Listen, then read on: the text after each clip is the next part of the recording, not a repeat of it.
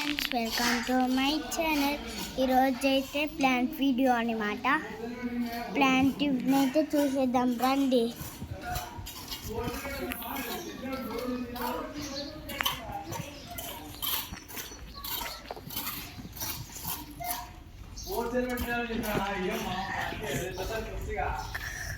ఇదిగోండి గైస్, ఇదే మన ప్లాంట్ మ్యాంగో ట్రీ అనమాట.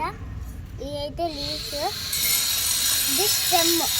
ఇక్కడ కిందంతా రోడ్స్ ఉన్నాయి అనమాట. ఇదిగోండి గైస్,